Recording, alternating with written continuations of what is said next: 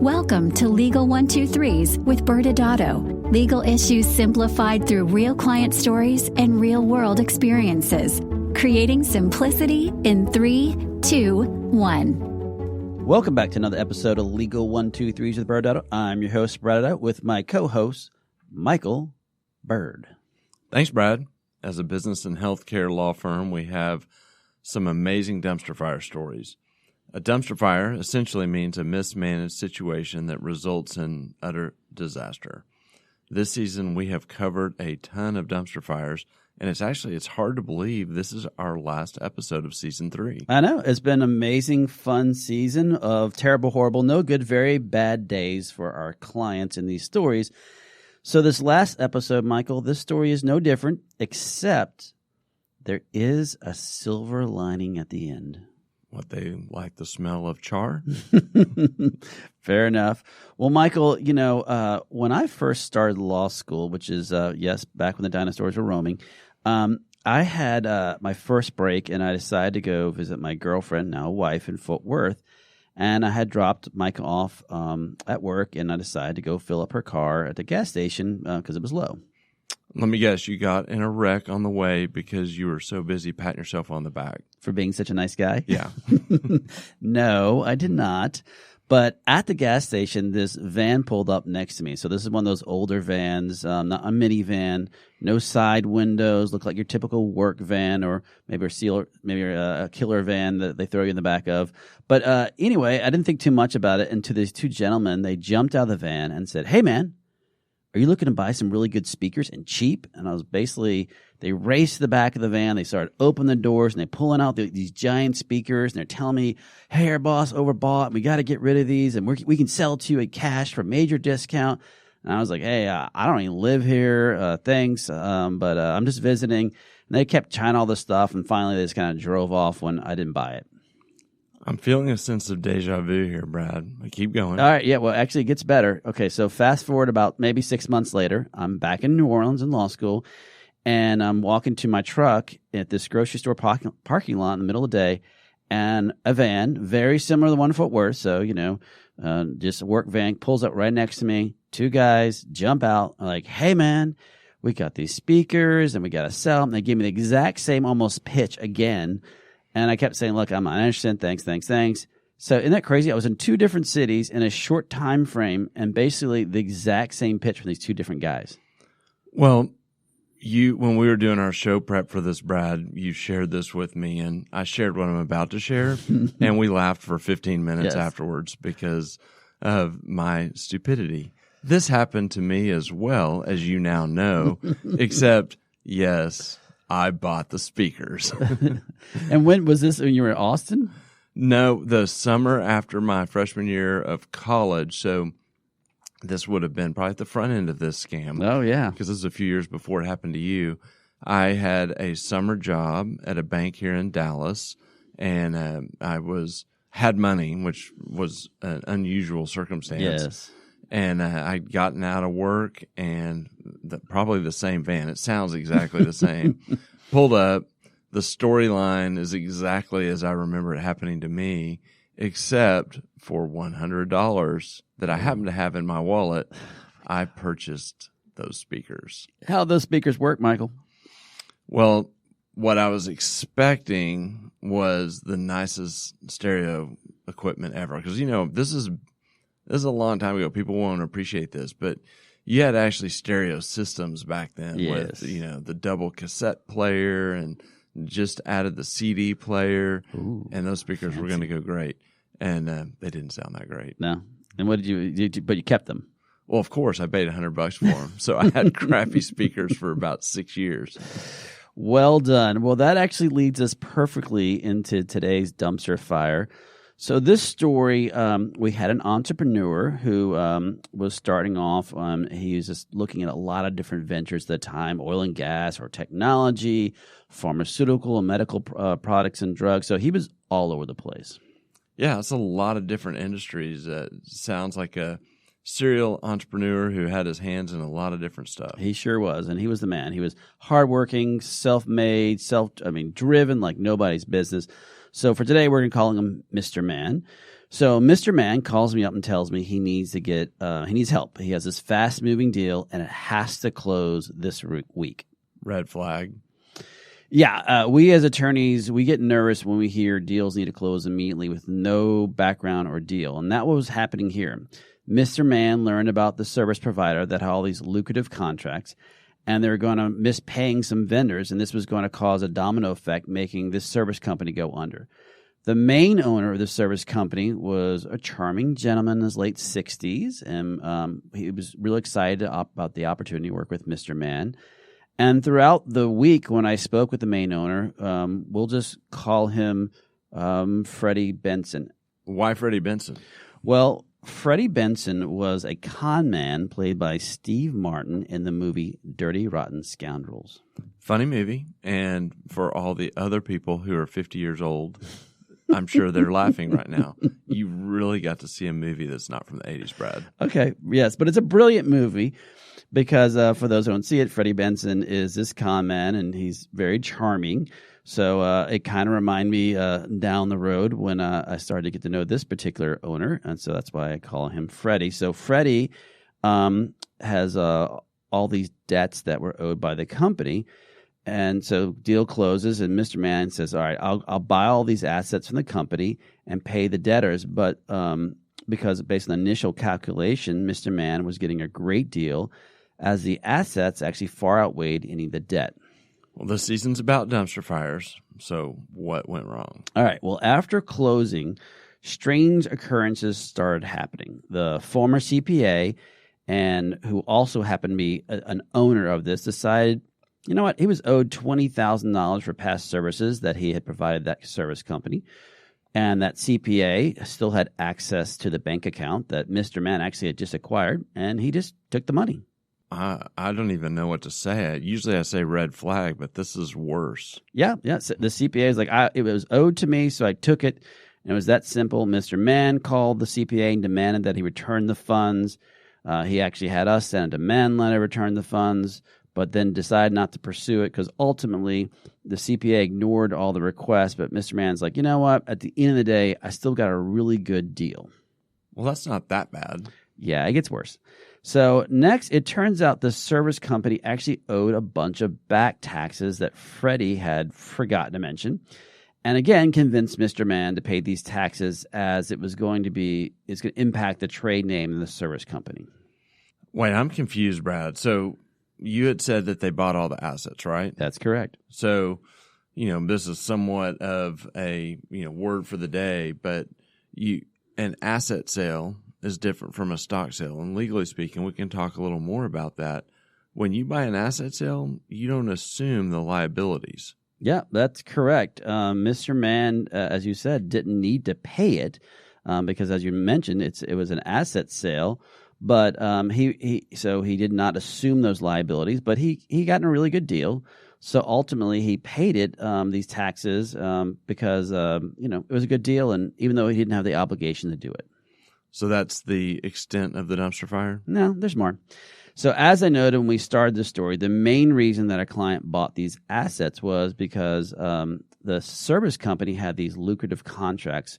And so he was really excited about that. And so what we started to do is we started reviewing all these contracts and started seeing some problems. Stop. So this deal was based on contracts? Yes. We're in agreement there? Yes, we are. Okay. You started reviewing these contracts after he acquired them? Yeah. Remember, this was a rush deal that we had to close within a week, and Mr. Man had not even conducted any due diligence on this actual service company or all the contracts. In fact, at closing, we actually only had seen a few of the actual 50 or so contracts that he had acquired. But since my client was getting such a good deal, he didn't really care that we had not seen all the agreements. What we learned is that the service company did have some very lucrative contracts, but the vast majority of these contracts were actually owned by subcontractors, meaning the entire reason why my client had bought these assets or contracts was to acquire the right to these agreements. And after closing, he learns not only he had to pay these other debts and obligations that he wasn't prepared to do, but the actual main assets didn't exist. Now, Freddie claimed he had explained this all to Mr. Mann, but trust me, this was the first time any of us knew this. In fact, Freddie had provided all these charts of the values of each contract on a nice, beautiful spreadsheet. But then it turned out that Freddie actually didn't own the bulk of these contracts, but was just actually servicing them. Wow. That's a crazy story. I think it would have done Mr. Mann some good to have bought those speakers that I bought years before. Learned a lesson that way. We're going to go into a commercial, and on the other side, Brad and I will spend some additional time discussing what happened to Mr. Mann, Freddie, and what should have happened to prevent this from becoming a dumpster fire. Many business owners use legal counsel as a last resort rather than as a proactive tool that can further their success. Why? For most, it's the fear of unknown legal costs. ByrdAdatto's Access Plus program makes it possible for you to get the ongoing legal assistance you need for one predictable monthly fee. That gives you unlimited phone and email access to the legal team, so you can receive feedback on legal concerns as they arise. Access Plus, a smarter, simpler way to access legal services. Find out more. Visit ByrdAdatto.com today. Welcome back to the Legal 123s with ByrdAdatto. I'm your host, ByrdAdatto, and I'm still here with my co-host, Michael Byrd. Michael, we just finished capping off how a client of ours bought a whole bunch of assets in a fire sale, pun intended, and the deal, it had to get done immediately. And when I was telling the story, when you said close immediately, you just threw out red flag. Why do you think this was a red flag?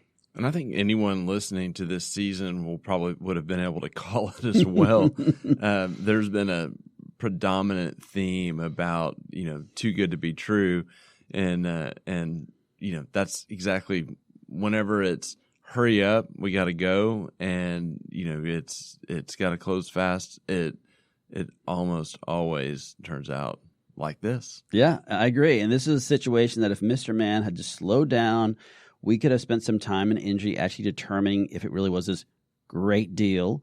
And this is, we've talked about due diligence, Michael, in other episodes. But can you give some background as to what does it mean and what does it actually entail? Well, due diligence is kind of one of those lawyer words that puts everyone, normal humans, to sleep when they hear it. But it's just a fancy way of saying that you're, investigating the company or its assets, and you're trying to figure out, are you actually getting what you think you're getting when you make this purchase? And it should happen before entering into the agreement or contract with the other party. The purpose is to make sure that you, as I said, that there's an alignment with what you think you're buying and what you're getting. And look, the reality is most times it's not like this where there's a bad guy on the other end that you would have caught it and prevented a bunch of heartburn. A lot of times you just may think you're getting something that is not quite that way, and it opens up an avenue for a conversation to help save the deal and restructure it when necessary, at least reset expectations. Yeah, and right. And a lot of times it comes down to the fact that you might trust a person. Look, Freddie, in this case, was a very charming person, but you still should verify it. And hence the statement you probably heard people say it 1,000 times, trust, but verify. And Michael, what are some of the documents people should review during a due diligence phase? Well, let's start with this deal and the obvious, the contracts. Oh, that's a good one. Oh, see, this is why your name's on the wall. Yeah, well, you don't have to be a lawyer to realize that if your entire amount of money you're spending is to inherit some contracts, you might want to take a look at them. And there's a wide range of documents when you're doing one of these deals. You want to look at the corporate documents, their ownership documents, financials, their debt situation, their employment, tax, intellectual property, and other agreements and commitments and, related party transactions. And you really, that's kind of vanilla type information for any, acquisition that you may be doing. And obviously, depending on exactly what you're trying to acquire and what your goal is, you may hone in on the really important stuff. Yeah, and that's a great point is that, as you said, the due diligence is really like an investigation. And the parties will learn a lot about that acquisition based on what they learn, and then that will impact you. You kind of allude to this, the purchase documents. And so when we have seen over the years many different results from this, when the parties start moving forward and they start figuring out what is it really worth, they say, you know what, everything's good. After my due diligence, I think we should move forward and I'm going to close at that. Or two, they could say, the value or the assets have decreased, and when we want to reduce the purchase price, or we want to add some indemnities. And I know we've talked a lot about that in another episode, so I won't go into what that means. And then finally, these liabilities are so unquantifiable. I'm just going to either terminate this and walk away, or if this was a stock purchase agreement, I might move it over to an asset purchase agreement. And Michael, you had discussed some of these details earlier in the episode. Maybe you can give some more insight to our audience as the difference between an asset purchase agreement and a stock purchase agreement. Yeah, so this deal was an asset purchase agreement. I'll start with a stock purchase agreement. And the very basic idea is that, you may have the same amount of money that you're going to buy to, quote, acquire this other company. In a stock purchase, you're literally buying the stock or the ownership interest of that owner from that person, and you're kind of stepping into that owner's shoes and continuing to run the business that's ongoing. And I guess the pro would be is that it's a simpler transaction in some respects. There is continuity of the business because you're just stepping into a running business. But there's a long list of cons that make this ultimately a less than ideal way to go most of the time. Yeah, and I want to add something. This is where people get a little confused sometimes when they do a stock purchase agreement. They say, I want to buy the stock and all the assets. And so you try to explain to them, whatever the company owns, if you own that company, you own those exact same assets unless the parties agree otherwise. Yeah, and so the problem is when you buy into the stock of the company, you get whatever they have in terms of assets. You also get whatever they have in terms of liabilities. And a lot of times the seller doesn't even know the extent of liabilities because it's a company that oftentimes been in business for years and they've just created risk and junk along the way that you're stepping into. And so you want to oftentimes go with an asset purchase agreement because that kind of starts the history over. You know what you're buying, you know what risks you're assuming, and you're starting fresh. Now, before I talk about the asset purchase a little more and talk about what that is, there are times where you have to go the stock purchase route for a number of reasons. If you're in an industry that's highly regulated and the business has special licenses that aren't transferable, you may have to go that route just so you can continue to operate that business. We obviously see it in healthcare with, example, surgery centers, but you see it in other industries as well. So onto the asset purchase agreement. This is what we were doing here, which is we are looking at essentially the balance sheet of the other company and saying, we're going to buy these assets and we may assume certain liabilities and we're going to handpick those. But if we don't handpick them, we're not taking them on. That's why I was so surprised when Mr. Mann was willing to, write a check for these, quote, back taxes. Yeah, he's just being a good guy. So what happened to Mr. Mann and his awesome deal? Well, as my dad always says, you get what you pay for. So in this case, we learned that Mr. Mann was on the hook for more and more unknown expenses that Freddie again forgot to mention. And as we started modifying some of these contracts, so it was clear that Mr. Mann's new company actually owned them, Freddie actually pushed back a lot and said, oh, that's not how the industry works, and kept pushing back. And slowly but surely, without us knowing, Freddie made sure that most of those contracts actually went to another company, basically reselling what he didn't own again. Yeah, this reminds me of our prior episode, Coke is bad for your teeth, when the dentist was pulling something similar. Yeah, I think that's the thing that people need to understand is you could have different titles. You could be a dentist or a doctor or a senior gentleman, but ultimately, they're commons or thieves out there. And so in this case, Mr. Mann learned a very valuable lesson of slowing down and conducting actual due diligence or investigations, as you said earlier. And as I told him, this is a very expensive, or as he said, a very, very expensive lesson in the business world that he never forgot. And he never made this same mistake again about rushing into a deal without conducting some adequate due diligence. Since then, he's actually started a fund, and he's probably worth north about, let's call it $30 million right now. So there's our silver lining for Mr. Mann that I promised in the beginning. Mr. Mann was able to learn from his own dumpster fire story on the importance of when a deal is too good to be true, how to offset it with time and great due diligence. Michael, what additional recommendations do you have for our audience today?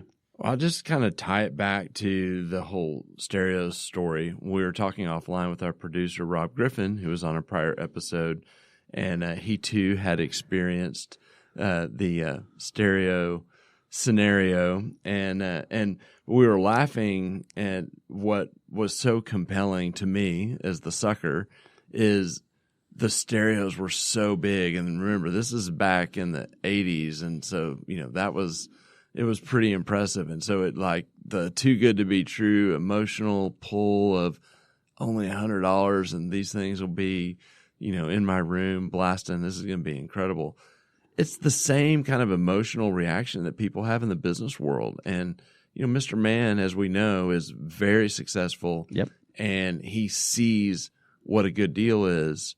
He just learned a hard lesson of what appeared to be a good deal was really just, someone pulling one over on him. Absolutely. Well, Michael, that wraps Season 3 of Dumpster Fires, and we'll have another announcement next Wednesday on the launch of Season 4. Awesome. Thanks again for joining us today. And remember, if you like this episode, please subscribe, make sure to give us a 5-star rating, and share with your friends. You can also sign up for the ByrdAdatto newsletter by going to our website at ByrdAdatto.com. ByrdAdatto is providing this podcast as a public service. This podcast is for educational purposes only. This podcast does not constitute legal advice, nor does it establish an attorney-client relationship. Reference to any specific product or entity does not constitute an endorsement or recommendation by ByrdAdatto. The views expressed by guests are their own, and their appearance on the program does not imply an endorsement of them or any entity they represent. Please consult with an attorney on your legal issues.